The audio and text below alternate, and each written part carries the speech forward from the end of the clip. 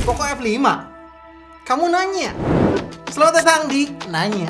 Netizen bertanya, di mana kalian lah yang menentukan arah dari pembahasan gadget kali ini. Nah, sekarang yang jadi korban ya, Poco F5.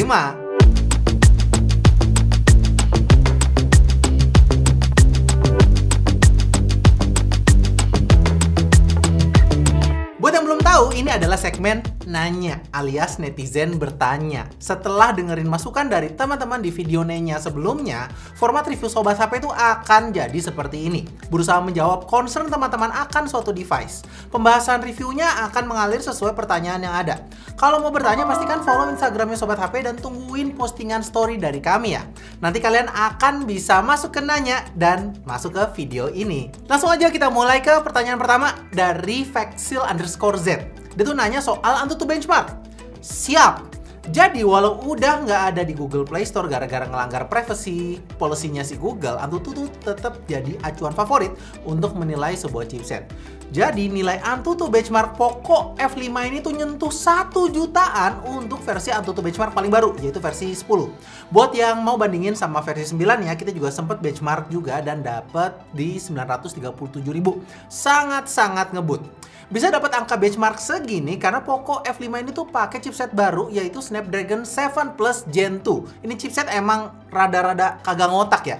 Judulnya mungkin seri 7-nya Snapdragon, tapi jeroannya ini kayak chipset seri 8-nya Snapdragon. Dia tuh punya 1 prime core, 3 performance core, dan 4 efficiency core. Core yang dipakai buat prime core-nya juga sama kayak Snapdragon 8 Gen 1, yaitu Cortex X2. Clock speed-nya aja yang agak turun sedikit. Nah, kalau dipakai buat main game gimana nih? Fajar nanya soalnya. Bahkan Setia Yovian tuh nanya komplit bener ini. Performa gaming, kestabilan FPS, suhu, penangkapan sinyal, sampai ke konsumsi baterai. Oke, pelan-pelan ya. Saya coba jawab satu-satu. Untuk tes gamingnya, pertama saya tuh pakai game Honkai Star Rail dengan grafis high semua dan 60 FPS. Game ini tuh jalan dengan sangat lancar. Tapi gimana kalau main Genshin Impact rata kanan? Iqbal Rozali sama Alam nanya soalnya. Saya kira nih Alam Mbah Dukun. Tapi ternyata dia namanya Alam R. Mbah Dukun tipe racing mungkin. Anyway, saya cobain Genshin rata kanan plus 60 FPS. Hasilnya masih playable. FPS naik turun tergantung kita lagi ngapain. Panning kiri kanan aja kelihatan nggak selalu smooth. Cuman apakah di settingan ini masih bisa dipakai main? Oh, jelas bisa sob. GPU Adreno 725 ini tuh cuman di bawah dikit dari GPU Snapdragon 8 Gen 1. Ini memang bener-bener mantap ini chipset. Terus pada nanya juga soal PUBG 90 FPS nih, bisa apa enggak? Well, jawabannya bisa di smooth 90 FPS. Main di mode ini tuh nyaman banget, gesit gitu lihat kiri sama kanannya. Lebih gampang buat lihat movement musuh. Hal ini juga berlaku sama PUBG New State. Sama-sama bisa 90 FPS, bahkan saya set grafisnya tuh di ultra. Masih jalan dengan lancar. Ini si Dedemit nanya mulu soal New State dah. Lu pro player ya? Kalau habis main game, masalah yang kemudian muncul adalah panas. Cukup banyak yang concern soal ini. Saya coba main game Honkai Star Rail nonstop dalam jangka waktu yang lama. Panas tertinggi yang saya dapat hanya 43,1 derajat Celcius. Keren banget menurut saya. HP-nya tuh nyaman buat dipakai main game dan enggak panas di tangan. Poco emang nyebut di spek teknisnya tuh ada Liquid Cool 2.0 di Poco F5 ini dan punya ukuran 20% lebih gede dari generasi sebelumnya dan punya desain baru dengan steam channels yang ngasih thermal conductivity 35% lebih tinggi. Terdengar fafifu was-wesos, cuman yang penting it works. Sekalian, Aditya SBM juga nanya soal stability. Kalau ngomongin stability juga ya lumayan stabil. Ya memang nggak 99%. In fact, semua smartphone tipe performance jarang yang stability-nya tuh di 90% ke atas. Cuman Red Magic yang punya kipas di dalam body dan ROG Phone dengan cooler yang terpasang. Stability Poco F5 ini tuh ada di 84,8%. Dan bisa dilihat dari grafisnya kalau si Poco F5 ini tuh mampu mempertahankan performanya sampai loop ke-7 dulu, baru kemudian turun. Tapi setelahnya juga stabil. Performance-nya tuh cuman kayak turun sekitar 15% aja dari performa maksimalnya. Masih sangat bagus. Performa kenceng, kagak panas. Nah, apakah baterainya boros? Rai Radiuju ini sama Aetgun nanyain ini soalnya. Well, baterainya ini tuh cukup tahan lama ya. SOT sebenarnya nggak bisa ngegambarin ketahanan baterainya dengan baik. Karena beda gitu, layar nyala karena nonton Netflix aja sama layar nyala karena main game. Untuk user experience-nya, saya pakai seharian dengan cukup sering nonton dan bermain game, dia tuh bisa nyala seharian. Snapdragon 7 Plus Gen 2 ini tuh memang cukup hemat karena pakai manufacturing process di 4 nanometer yang paling canggih untuk saat ini. Tapi untuk tes yang lebih terstandar, saya tuh tes dengan menggunakan aplikasi PC Mark. Hasilnya bisa dapat 15 jam 12 menit. Segini bagus apa enggak? Masih bagus. Sebagai perbandingan, kebetulan saya sebelumnya tuh ngetes hal yang sama ke Samsung A54 sama Vivo V27 ya. Jadi si Poco F5 ini tuh ketahanan baterainya tuh ada di tengah-tengah. Lebih baik dari Samsung Galaxy A54 tapi ya masih kalah dari Vivo V27. Meski performa baterai bukan jadi titik lemah, Poco F5 ini tuh tetap ngasih pengecasan cepat 67 watt turbo charging kayak di versi sebelumnya. 15 menit udah keisi 50% dengan pengecasan full tuh nggak sampai 1 jam. Pertanyaan selanjutnya dari Molidot Satria. Lucu banget namanya sama. Operator apa sih yang cocok buat Poco F5? Pertanyaan bagus. Menurut saya, Live On adalah yang paling bagus. Nggak cuma buat Poco F5 doang ya, tapi buat semuanya. Kami tuh udah pakai operator ini tuh udah dari kapan tahu, jadi ya udah yakin sama kualitasnya. Yang paling kita suka itu adalah ada fitur data rollover. Jadi kuota bulanan kita kalau sisa tuh nggak akan angus. Selama kita selalu perpanjang paket bulanan, sisa kuotanya tuh bakalan ditambahin ke bulan berikutnya. Harganya juga oke loh. Kalian kalau mau coba pakai si PowerGo deh, 50.000 doang dapat 20 GB. Untuk jaringannya juga udah pakai jaringan XL Axiata ya. Di daerah kita sih oke sob. So, cobalah. Jangan lupa cek di deskripsi di bawah ya. Lanjut ke bagian kamera. Somehow banyak yang nanyain nih. Mungkin karena biasanya Poco tuh lebih di bagian performa tapi agak kurang di bagian kamera ya. Nah, apakah hal itu terjadi HP ini? Well, mari kita bahas. Jadi Poco F5 ini tuh pakai setup triple kamera dengan kamera utama 64 megapiksel dengan OIS, 8 megapiksel ultrawide dan 2 megapiksel makro kamera. Untuk hasil kameranya menurut saya cukup oke. Tone warnanya agak warm sedikit doang. Akurasi warna juga ya lumayan. Nggak terlalu gonjreng. Detail dan ketajaman juga masih oke walau nggak tajam-tajam banget. Ketajaman berkurang signifikan ketika cahaya tuh mulai menghilang. Buat saya sih, ya masih oke lah low light-nya. Apalagi sampel yang saya pakai ini adalah ketika saya sedang di Grafika Cikole, di hutan, jadi cukup gelap. So, untuk harganya, hasil kamera seperti ini tuh masih bisa saya terima. Saya cukup suka mode potret dari Poco F5 karena hasilnya tuh lumayan rapi. Di kamera belakang doang tapi ya, di kamera depannya mah kagak soalnya. Untuk kamera depannya buat selfie-selfie cukup aja lah, nggak oke-oke amat. Lensa ultra wide-nya nice to have, bisa kepake pas foto objek yang gede dan bisa ngasih perspektif foto yang asik. Nah, itu dia. Kalau videonya gimana?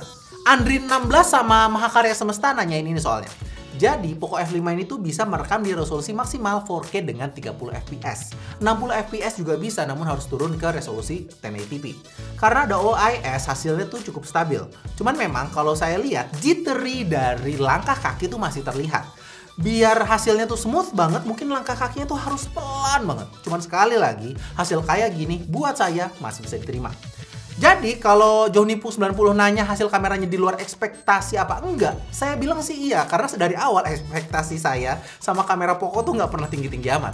Udah dikasih chipset bagus ya, saya nggak terlalu berharap sama kameranya.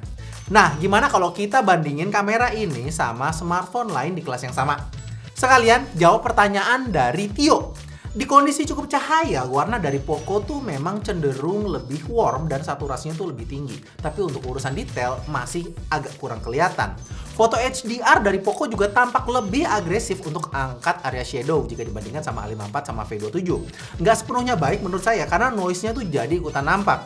Saya sendiri lebih suka hasil dari Vivo V27. Untuk low light-nya juga sama. Saya tuh masih lebih suka hasil foto low light Vivo V27.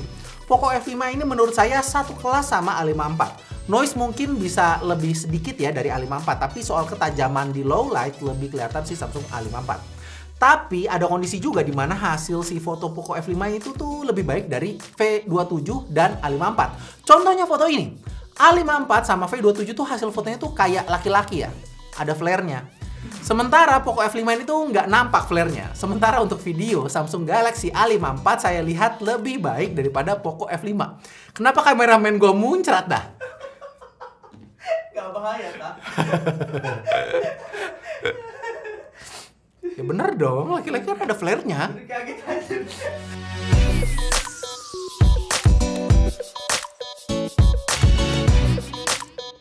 Jadi kalau saya lihat ya hasilnya ini cukup bagi-bagi ya. Spek bagusan Poco, foto bagusan V27, dan ya video bagusan A54.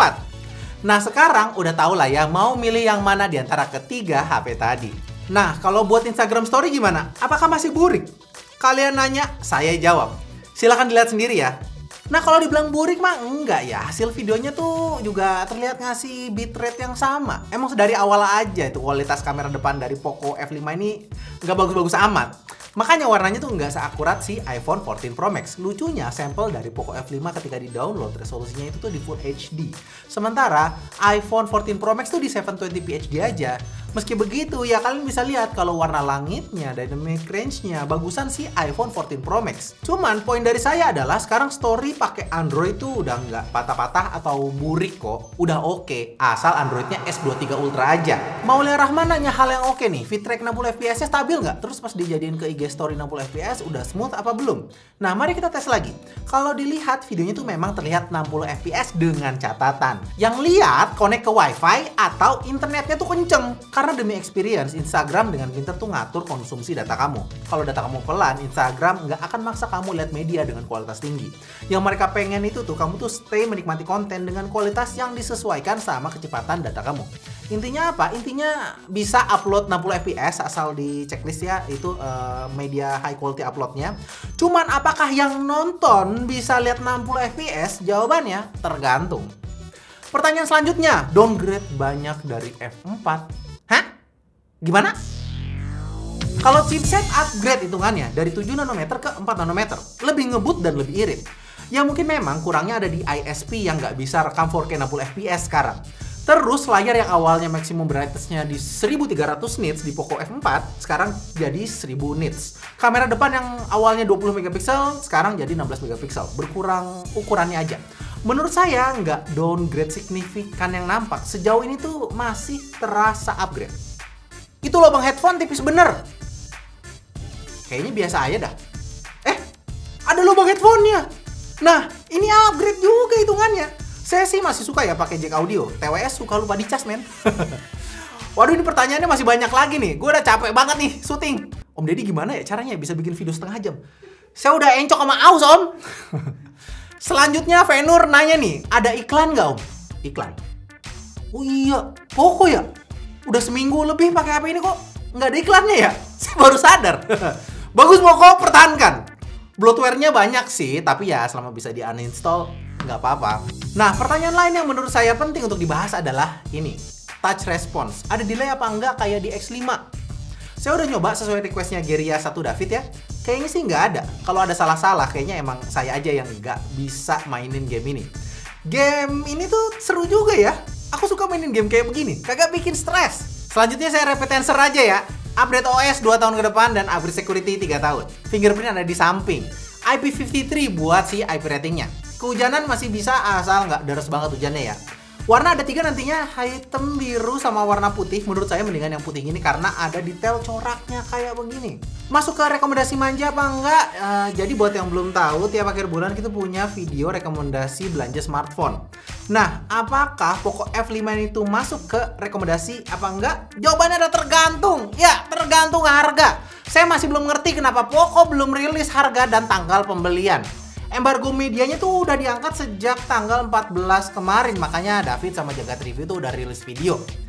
Tapi kemungkinan besar akan dijual dengan harga 5 jutaan untuk varian terendah. Taruhlah harganya ya 5.999.000 gitu ya.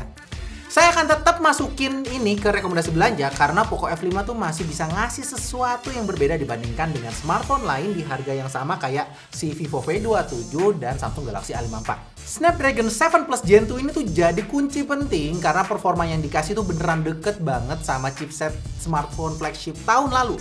Lebih baik dari Dimensity Vivo V27 dan Exynos-nya A54. Itu aja yang bisa saya jawab. Untuk selanjutnya konsep reviewnya tuh seperti ini ya. Jadi kalau mau ada pertanyaan silahkan tanya di Instagramnya Sobat HP. Pantengin aja Instagram story kita. Jadi memasuki tahun politik, kami tuh ingin menjadi contoh untuk wakil rakyat agar selalu mendengarkan keluhan rakyat. Makanya di segmen Nanya ini kalian tuh bisa bertanya apapun tentang suatu produk. Kami akan jawab sebisanya. Nggak sering-sering karena capek banget woy bikin video kayak begini. Makanya subscribe lah, kasih like lah, share di sosmed kalian lah. Biar saya tuh makin banyak views-nya, AdSense-nya, pundi-pundi uangnya. Oh iya, saya jujur sama rakyat. Saya mau uang. Kayak begini kan halal. Daripada minta ceban per kantong bansos atau korupsi BTS. Mending saya minta kalian subscribe sama share doang. Udah, makin lama makin pinggir jurang. Have a nice day, sob. Semoga videonya membantu. Mau lihat?